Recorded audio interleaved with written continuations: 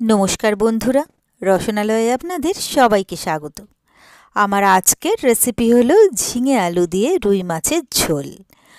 দারুণ টেস্টি এই রেসিপিটি আজকে বানিয়েছি ভীষণ সহজ পদ্ধতিতে, একদম কম সময়ের মধ্যে তৈরি হয়ে যাবে আর খেতেও হবে এটা দুর্দান্ত। তো এর জন্য প্রথমেই নিয়ে নিয়েছি রুই মাছ। মাছগুলোকে ভালো করে ধুয়ে পরিষ্কার করে নিয়েছি। এরপরে এর মধ্যে দিয়ে দিলাম হলুদ, দিয়ে দিচ্ছি নুন আর দিয়ে দিচ্ছি অল্প করে একটু লাল লঙ্কার গুঁড়ো।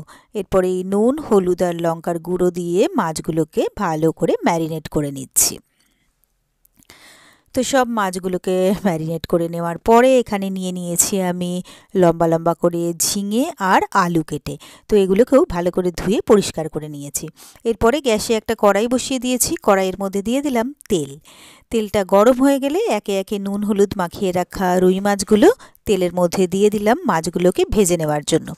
তো এক পিঠটা ভাজা হয়ে গেলে একে একে সব মাছগুলোকে উল্টে দিলাম, যাতে অপর পিঠটাও ভালো করে ভাজা হয় তার জন্য। এরপরে এটাকেও আমি কিছুক্ষণ ভাজতে সময় দিলাম। তো মাছগুলোকে এইভাবে উল্টে পাল্টে ভালো করে ভেজে এক এক করে মাছগুলো তুলে নিয়ে আলাদা প্লেটে রেখে দিচ্ছি। এরপরে কড়ার মধ্যে যা তেল রইল তার মধ্যেই আমি দিয়ে দিচ্ছি হাফ চা চামচ কালো জিরে আর হাফ চা চামচ গোটা জিরে। কয়েক সেকেন্ডের জন্য ভেজে নিয়ে এর মধ্যে দিয়ে দিলাম একটা কুচিয়ে রাখা পেঁয়াজ আর দিয়ে দিচ্ছি দুটো কাঁচা লঙ্কা কুচি। এরপরে পেঁয়াজ আর কাঁচা লঙ্কাটা আমি কিছুক্ষণের জন্য ভেজে নিচ্ছি। তো পেঁয়াজটা ভাজা হয়ে গেলে এরপরে কেটে রাখা ঝিঙে আর আলুটা আমি এর মধ্যে দিয়ে দিলাম। এরপরে ঝিঙে আর আলুটাকেও আমি কিছুক্ষণের জন্য ভেজে নিচ্ছি। তো ঝিঙে আলুটাও আমার ভালো করে ভাজা হয়ে গেছে। এরপরে আমি এর মধ্যে দিয়ে দিচ্ছি 1 চামচ আদা বাটা, দিয়ে দিচ্ছি হাফ চামচ হলুদ, দিয়ে দেবো স্বাদ মতো নুন, আর দিয়ে দিচ্ছি একটা টমেটো কাটা, আর দিয়ে দিচ্ছি 1 চামচ লাল লঙ্কার গুঁড়ো। এই সব কিছু প্রথমে ভালো করে মিলিয়ে মিশিয়ে নিচ্ছি। তারপরে এটাকে ভালো করে কষিয়ে নেব।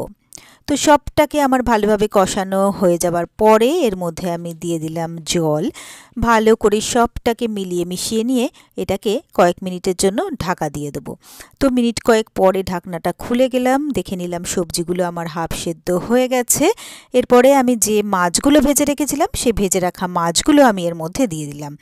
আর এখানে আমি দিয়ে দেবো ভেজে রাখা জিরের গুঁড়ো। তো এখানে আমি 1.5 চামচ ভেজে রাখা জিরের গুঁড়ো দিয়ে দিলাম। তো ভালো করে সবটাকে আবারও আমি একবার মিলিয়ে মিশিয়ে দিচ্ছি। এরপরে এটাকে আমি আবারও কয়েক মিনিটের জন্য ঢাকা দিয়ে দেবো। তো কিছুক্ষণ পরে আমি ঢাকনাটা খুলে নিলাম, নেড়েচেড়ে দেখে নিচ্ছি সবজিগুলো কিন্তু আমার বেশ ভালোভাবে সেদ্ধ হয়ে গেছে। এরপরে মাছগুলোকে আমি আরও একবার করে উল্টে পাল্টে দিচ্ছি। তো সব মাছগুলো উল্টে পাল্টে দিয়ে আরও এটাকে 1.5 থেকে 2 মিনিট ফুটিয়ে নেব। আর তাহলেই কিন্তু ঝিঙে আলু দিয়ে মাছের ঝোল আমার একদম রেডি হয়ে যাবে। এরপরে গ্যাসটাকে আমি অফ করে দেবো। তো এরপরে আমি নিয়ে নিয়েছি সার্ভিং বোল। গরম গরম ঝিঙে আলু দিয়ে মাছের ঝোল আমি সার্ভিং বোলে তুলে নিচ্ছি সার্ভ করার জন্য। গরম ভাতে খেতে কিন্তু এটা অসাধারণ লাগবে। তো ব্যাস, তৈরি হয়ে গেল আমার খুব সহজে আর খুবই চটপট দারুণ টেস্টি ঝিঙে আলু দিয়ে মাছের ঝোল। আর আমার এই রেসিপিটা যদি আপনাদের ভালো লেগে থাকে তাহলে আপনারাও বাড়িতে ঠিক এইভাবে একবার ট্রাই করে দেখবেন। আশা করি আপনাদেরও ভীষণ ভীষণ ভালো লাগবে। আর আমার রেসিপিগুলো যদি আপনাদের ভালো লেগে থাকে তাহলে প্লিজ আমার ভিডিওগুলোতে লাইক কমেন্টস ও শেয়ার করবেন। আর আমার চ্যানেলটা যদি নতুন চেক করতে থাকেন তাহলে প্লিজ আমার চ্যানেলটাকে সাবস্ক্রাইব করবেন আর আমার পাশে থাকা বেল আইকনটা প্রেস করে দেবেন। আর আমার ফেসবুক পেজ আর ইনস্টাগ্রামটাকেও পারলে ফলো